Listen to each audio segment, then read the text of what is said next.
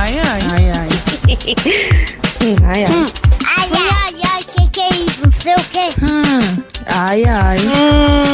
Ai, ai. Ai, ai. Ai, ai. Ai, ai. Ai, ai. Ai, ai, Felipe. O que você quer de mim, Felipe?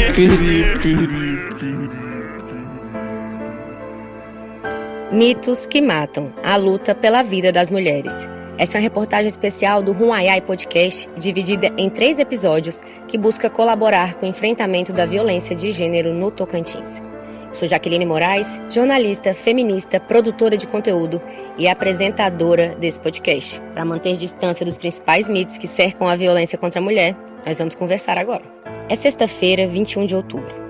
Chego na portaria da sede do Ministério Público do Tocantins, em Palmas, e aguardo a minha vez de passar pela triagem na recepção. Hoje estou aqui para conversar com uma servidora do Ministério Público, a psicopedagoga do projeto Desconstruindo o Mito de Amélia, Leila Lopes, que trata do atendimento às mulheres vítimas de violência doméstica. São 3h40 da tarde. Sou recebida pela equipe de comunicação do órgão e aguardo na sala do Núcleo Maria da Penha. Leila está finalizando uma entrevista com uma jornalista que abordava temática similar ao interesse dessa reportagem. Escuto atenta e observo a movimentação da sala ao meu redor. É dia de execução do programa Desconstruindo o Mito de Amélia. Em cima da mesa, ao lado da porta de entrada, uma diversidade de material educativo acerca da violência contra a mulher. Na parede, acima de Leila, um cartaz emoldurado enaltece as mulheres do campo, das águas e das florestas. Me pergunto o que foi feito dos direitos delas em 2022. Afinal, o cartaz data 2017 e recorda a extinta Secretaria Nacional de Políticas para as Mulheres. De repente, uma angústia me corrói por dentro, mas lembro que ainda existem estruturas como o Ministério Público e pessoas dispostas que ajudam a manter o nosso país de pé. Aguardo a minha vez de conversar com a servidora. Fico motivada em saber mais sobre o programa Desconstruindo o Mito de Amélia e me surpreende observar os olhos brilhantes de uma servidora que fala com empenho e amor sobre uma ação que transforma vidas. Ai, ai, pense comigo. Paulo Freire estava certo. A educação é combustível essencial para a mudança e transformação social. Afinal, quando a educação não é libertadora, o sonho do oprimido é ser o opressor. Leila me explica sobre a metodologia do programa, que convida o agressor a refletir sobre as suas ações. Ela me entrega o conteúdo programático dos 10 encontros que são realizados com os agressores. Grupos acontecem semanalmente, né? São 2 horas cada encontro. E dentro desses encontros, cada dia da semana, são temas diferentes. Por terça, quarta, quinta e sexta, né? São quatro grupos que acontecem, respectivamente, numa semana. Cada dia da semana é um. O objetivo do programa é que os agressores sejam reeducados de forma didática para diminuir os índices de reincidência e provocar a mudança de comportamento. Os encontros são realizados e conduzidos por uma equipe multidisciplinar, composta por psicólogos, psicopedagogos, assistente social e operadores do direito. Os temas trabalhados no grupo são previamente planejados pela equipe e têm o objetivo de colocar o foco não apenas às vítimas de violência, mas também os agressores. Paulo Freire, por exemplo, né, ele trabalha muito com contexto temático. E a gente procura trazer temas que vão refletir no dia a dia deles, que vai fazer ele pensar na postura, nos atos, e como ele pode, a partir daquelas abordagens desenvolvidas no grupo reflexivo, como eles podem melhorar. Participar do Desconstruindo o Mito de Amélia faz parte da sentença. O projeto foi concebido após a assinatura de um acordo de cooperação técnica entre o Ministério Público e o Tribunal de Justiça do Tocantins em março de 2019. Leila explica pra gente qual que é o público atendido pelo Desconstruindo o Mito de Amélia. Somos homens encaminhados pelo Tribunal de Justiça que cumpre medida protetiva, né? Eles já são encaminhados automaticamente pelo tribunal, né? E faz parte da medida de uma sentença, né? Não é de forma espontânea. O Desconstruindo o Mito de Amélia é um projeto piloto desenvolvido pelo Núcleo Maria da Penha, coordenado pela promotora de justiça Isabelle Figueiredo, que conversou com a gente no primeiro episódio. Desde que foi iniciado em 2020, o projeto Desconstruindo o Mito de Amélia já atendeu mais de 80 homens, apresentando um índice de reincidência menor que 5%. Só um que a gente tem conhecimento voltou a cometer o crime, né, de violência doméstica. Leila conta que a maioria dos homens chegam ao programa com muita revolta, achando que não fizeram nada demais para estar ali. Mas é para isso que o programa foi criado, para possibilitar a reflexão do agressor, que também é afetado pelo machismo enraizado na sociedade e cultura brasileira. Minha avó levava comida para o meu avô. Desde quando? Isso que é o papel da mulher. Então a gente ouve muitas barbaridades nesse sentido e a gente nem condena, né? Porque se trata de uma educação reproduzida, né? Eles foram educados dessa forma. A gente vem de uma cultura racista. Além de racista, uma cultura machista. Eu fui criado assim, né? Eu presenciei o meu pai várias vezes agredindo a minha mãe, né? Chegava alcoolizado em casa e por situações banais, né? Então eu convivi com essa agressão dentro de casa por bastante tempo. E quando você convive com esse tipo de agressão, você começa a assimilar que isso seja o correto, né? E eu cresci com esse exemplo do meu pai, né, maltratando uma mulher que era minha mãe. Infelizmente, para você desconstruir isso que você viveu, não é fácil. A voz que você ouviu é de um autor de agressão que participou do projeto Desconstruindo o Mito de Amélia. De acordo com Leila, os homens que participam do projeto começam a refletir sobre os atos durante o projeto, o que colabora para a mudança e início do processo de desconstrução do machismo. A partir do momento que a gente começa a desconstruir esse mito, a desconstruir essa educação machista, as pessoas vão evoluindo. E é isso que acontece no curso, né? Quando eles chegam extremamente assim, aborrecidos, se sentindo injustiçados, porque eles estão ali e não mereciam estar na cabeça dele, porque eles não cometeram nenhum crime. Apenas fizeram a parte dele enquanto provedor do lar, que ele trabalha, ele traz a grana.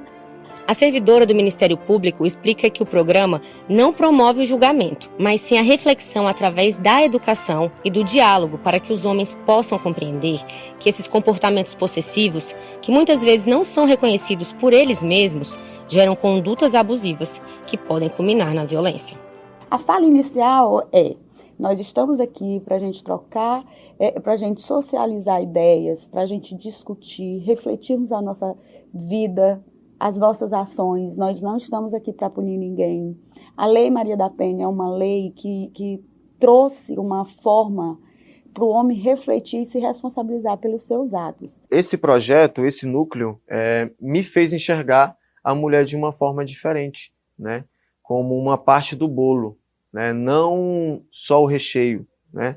Então, assim, é um projeto que eu tenho certeza, né, que a ressocialização, né, do indivíduo que participa desse projeto na questão do tratamento com o sexo feminino muda bastante. A minha percepção de vida mudou, a forma que eu trato agora as mulheres é diferente, né? Tanto que meu relacionamento está dando super certo e estou muito feliz por ter participado desse projeto e por ter acontecido isso tudo na minha vida. Os debates provocam os homens a se expressarem, discutir ideias, socializar experiências, para que assim possam perceber que a violência doméstica é reflexo de comportamentos equivocados, na maioria das vezes construídos culturalmente. Hoje eu me sinto uma pessoa renovada, hoje eu sei tomar as decisões certas, hoje eu sei ouvir também, sei também discernir o que é o certo e o que é errado, porque às vezes o agressor comete uma violência e nem sabe o que está cometendo, né? A gente acaba de ouvir o relato de outro homem que participou do Desconstruindo o Mito de Amélia. Os agressores não serão identificados nesse episódio. Leila diz que o projeto é muito significativo porque transforma a vida. Cada grupo que entra, a gente vai percebendo a mudança. Eles querem mostrar para as outras pessoas que aquele trabalho ali é importante para a vida deles, que eles agora já compreendem que eles cometeram violência doméstica. E muito justifica assim, mas eu cresci vendo meu pai bebendo, batendo na minha mãe, e na minha cabeça isso era normal, eu vivia assim. E às vezes a gente pergunta, quando que você percebeu que você estava cometendo uma violência doméstica? Eu percebi quando eu fui preso. Pergunto para Leila como ela se sente colaborando com o grupo. Eu fico lisonjeada, né? Porque só da gente saber que você está fazendo parte da vida de pessoas que precisam e que a gente pode somar é bem importante para mim, enquanto profissional, ver esse crescimento das pessoas, né? E o meu também, enquanto ser humano. Muitos dos homens vivenciaram a violência no seio familiar e cresceram enxergando comportamentos abusivos e violentos como normais. O pai era uma pessoa bastante agressora e o meu tio também. Era envolvido com bebida alcoólica e agredia minha mãe, minhas tias. A bebida e a dependência química estão presentes em muitas dessas histórias.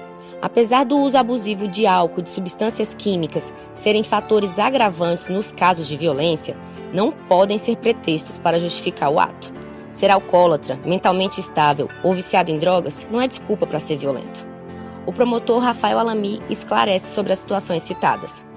Quando o agressor ele é dependente químico, e isso acontece com frequência, né, nos casos da violência doméstica, ou então ele é alcoólatra, ou então ele tem algum distúrbio psiquiátrico, obviamente temos que analisar caso a caso, mas isso obviamente não justifica o fato. A lei ela prevê nos artigos 26 caput, 26 parágrafo único, algumas situações em que se ele for totalmente incapaz de entender o ato, ele é inimputável, né? Fica irresponsável penalmente, e se ele era com a capacidade diminuída, a pena dele é diminuída de 1 a 2 terços.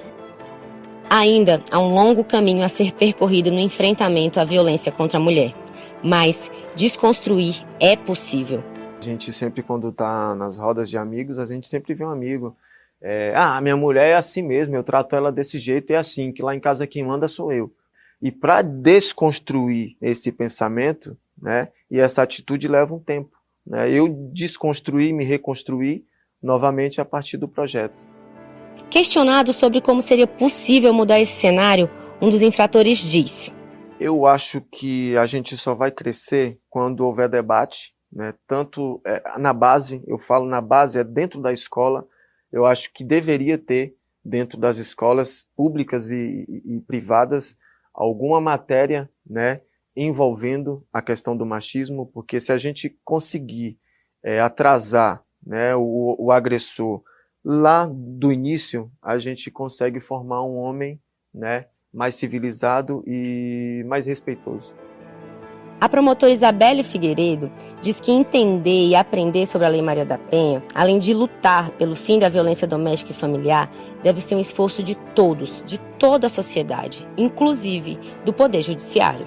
Juízes e promotores são pessoas, e nós precisamos, em razão de todo esse aspecto social e histórico, construir em todos nós um pensamento alinhado ao espírito da lei. O pensamento machista é cultural e inerente aos diversos aspectos de uma sociedade, como a economia, a política, a religião, a família, a mídia, as artes. Esse comportamento foi normalizado por muito tempo e começou a ser problematizado e explorado apenas nas últimas décadas. Lutar pela igualdade de gênero é lutar por uma sociedade mais justa e inclusiva. É preciso refletir sobre os mitos para desmistificar. É preciso desmistificar as vítimas, os autores de violência, desmistificar o papel de todos nós, já que a violência está presente na nossa vida. Os mitos têm poder, e os mitos são criados para gerar um fundo de verdade. Os mitos calam, e os mitos matam. Refletir e desmistificar para que não seja mais permitido transformar mulheres em loucas, fracas ou conformadas com a violência. Refletir para que não nos chamem de loucas, a não ser para bater no peito e gritar para o mundo. Loucas, sim. Loucas por justiça, loucas por respeito e loucas por igualdade. Me despeço dessa reportagem com um pedido. Se você é vítima de violência ou conhece alguma mulher que está sendo violentada, Não se cale. Denuncie.